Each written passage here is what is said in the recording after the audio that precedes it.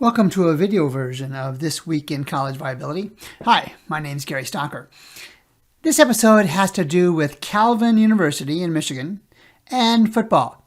And I saw this article posted today on my Google Alerts, and it noted that Calvin University in Michigan is adding football and some other sports, including hockey and some volleyball, I think, for men's programs, in an effort to increase enrollment. And of course, here at College Viability, when we see stories about enrollment, we always start to look at the data. So let's do that. And let's go to the parent version, the 2022 version of the Parent College Viability app, and let's look at Calvin University and 9 or 10 other private colleges in Michigan.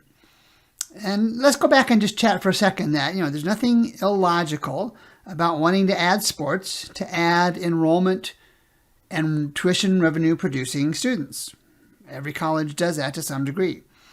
The challenging part is the only guaranteed components of adding any sport are the upfront costs for making the fields, for hiring the coaches, for doing the recruiting, for paying referees, for the travel, for the food, and countless other expenses that go with starting any kind of program, whether it's sports or majors or courses, anything. There's always, for sure, guaranteed upfront costs.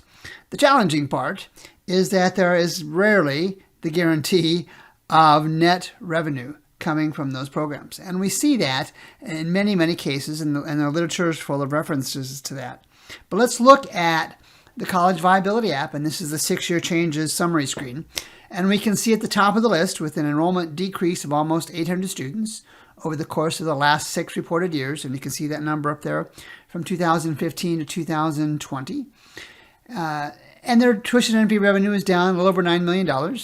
Total expenses is also down, so they knew they were having troubles. They cut expenses. The endowment is up a little bit, up $67 million. Nothing bad about that at all.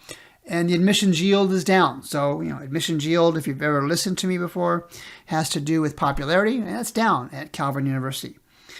But let's look at the other colleges there. 5 of the 10 colleges I think that I have listed have had decreasing enrollment.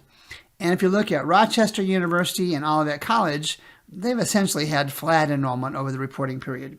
So again, the challenge is, can you profitably add any kind of new sport, major, course, anything to colleges and expect to be profitable?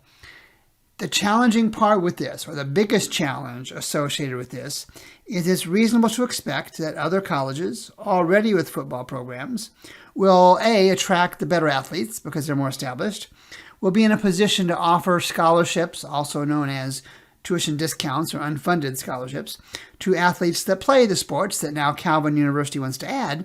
And that will put pressure on Calvin to be able to bring in, how can I put it any other way, profitable students to play football, wrestling, lacrosse, whatever sports they're bringing in. It's just not a realistic scenario. Possible for sure, realistic not so much.